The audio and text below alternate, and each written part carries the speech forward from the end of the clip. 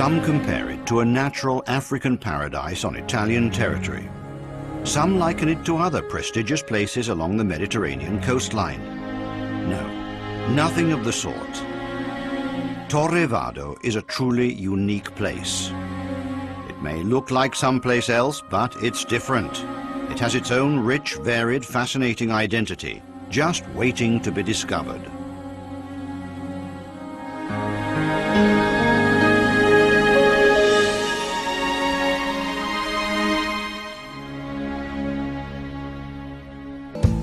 Strong but not overpowering, the 16th century tower stands guard over the harbour in the town to which it has lent its name, Torre Vado. Vado refers to the ford providing access to the sea. In its time, the fortification was built as a lookout, providing defence against incursions by pirates and Turks. Now it provides a splendid vantage point over this stretch of coastline, overlooking the Ionian Sea.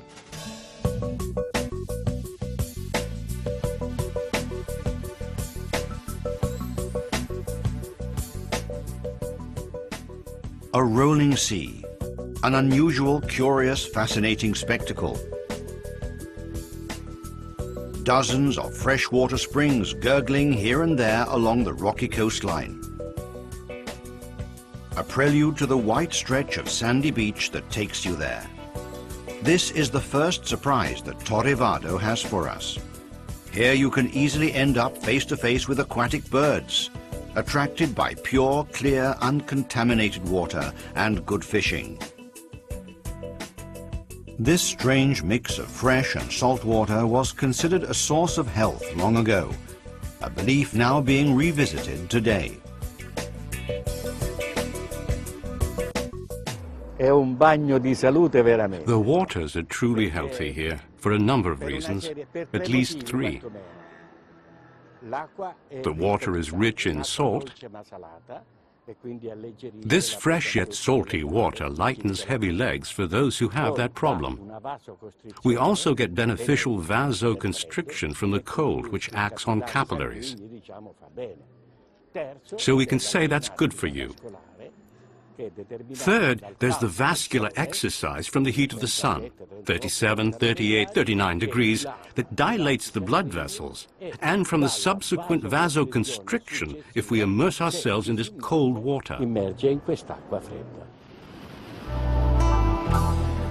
Finibus Terrae. We are at the end of the Salento Peninsula, southern Puglia's southern tip, where the promontory wedges between 2 seas, the Adriatic and the Ionian, separating and uniting them at the same time. Straddling both is Santa Maria di Leuca, or Finibus Terrae, the ends of the earth. This is how the town was called in the Middle Ages.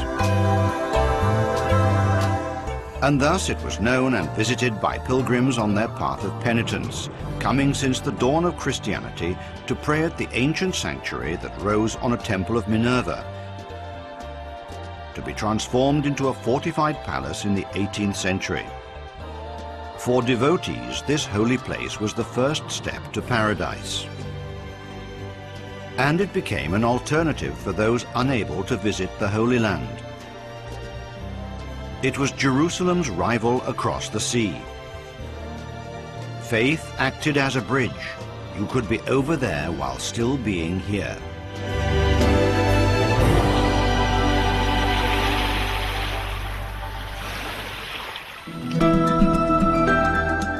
If for the faithful, crossing the sanctuary's threshold is like setting foot in heaven, for the tourist, entering the territory of Torre Vado is like being in a paradise of nature, among choreographic arrangements of prickly pear plants or beneath majestic cheratonia trees, before statuesque age-old olive trees, or in the deep Mediterranean maquis, finding cool, natural shelter from the summer heat. To keep the tourist interested, the procession of vistas continues into the sea. Cliffs soaring over the water, rocks, sandy beaches, dunes. And as we navigate, or better if we can, as we sail along, we are inebriated by the sea breeze, the salty air, the sun, and images that will leave a mark on our skin, our eyes, and even in our hearts when we have gone away. The sea also features enchanting grottos, dozens of them, dotting the coastline from Torre Vado to Santa Maria di Leuca. An unforgettable itinerary for scuba divers as well.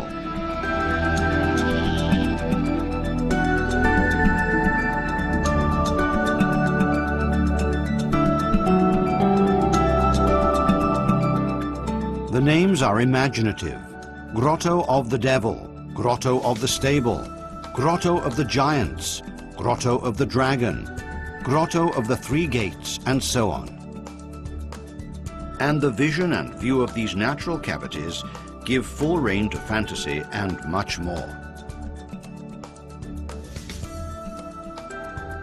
We go back in the history of man, who has always used the grottos as refuge from storms, as sacred places, and for settlement. About 10 Greek and Latin inscriptions can still be read.